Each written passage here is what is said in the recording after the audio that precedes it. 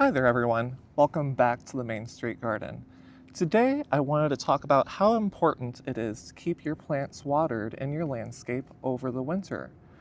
We're currently sitting at 60 degrees today, believe it or not. I'm in zone 5B, and this is just really weird weather that we've been having.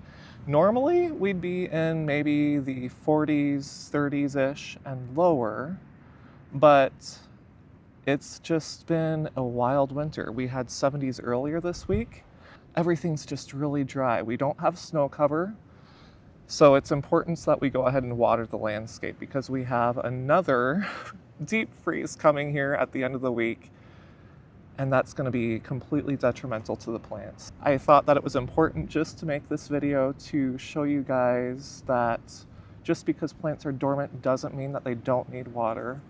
And we're also going to check a few of my plants for signs of life because I'm getting a little bit concerned on some of these that I planted last fall. Without further ado, let's dive in.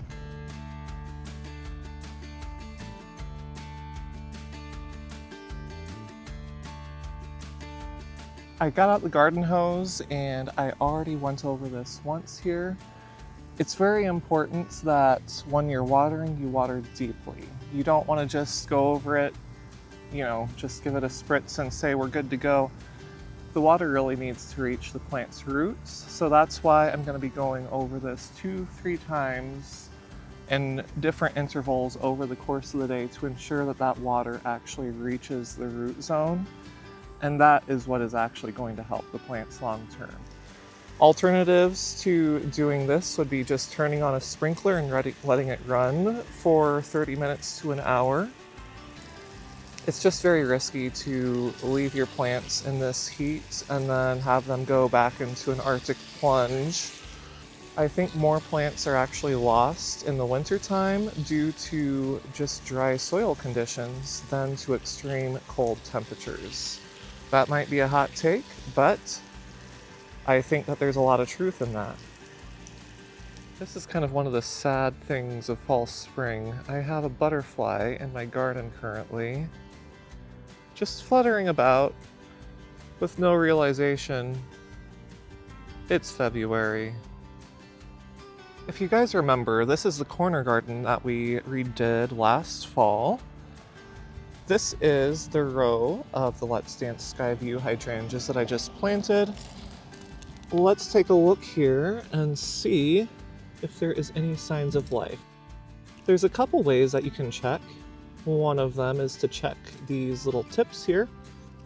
I'm seeing green in there. We won't go farther, but that means that those tips are still viable for spring. I was a little bit worried because these are new plantings, and with how dry we've been, it's easy to lose plants. I kind of dug into one of these earlier, and I'm worried that it may not be the same for these because they are just completely dead. Look at that. So I'm thinking these peach flambe heucheras are done for. So those will be getting replaced in spring. Heucheras are kind of borderline hardy here, even though they're hardy down to like zone 4. We're a zone 5B here. I've had terrible luck with losing them.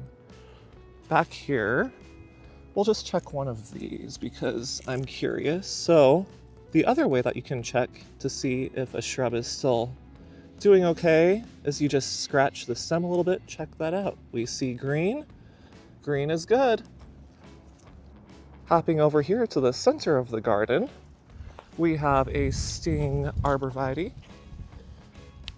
and the verdict is out on this. It is green on the inside, but these exterior needles are looking especially angry right now. I know sometimes that they do kind of brown out in the winter, but these on the very tips with kind of the white spotting, I have my concerns, but we'll see. The magnolia is very happy right now. Hopefully it's not budding out too far. It is way too early for it to be considering blooming, but I think it's gonna be a show this year. There's so many flower buds that are nice and plump on there.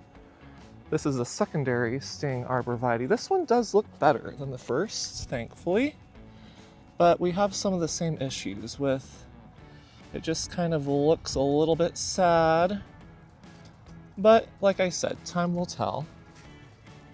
This is the rose that I planted last year. This is the Daybreaker rose. And I have my concerns. This is the only bit of green that I'm seeing.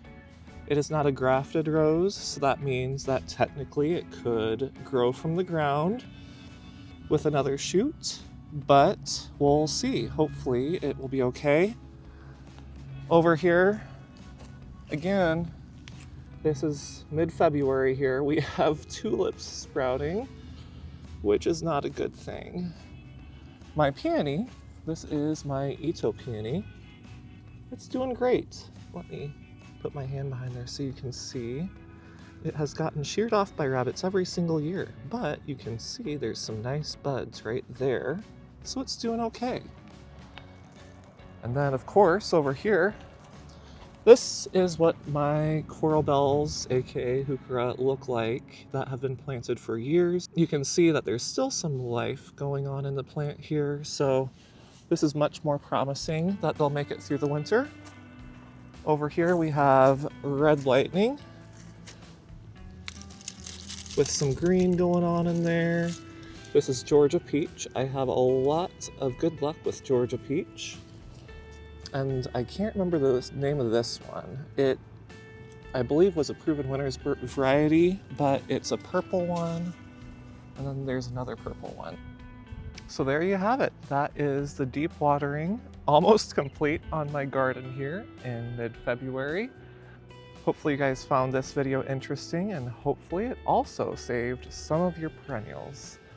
Until next time, thank you for watching The Main Street Garden.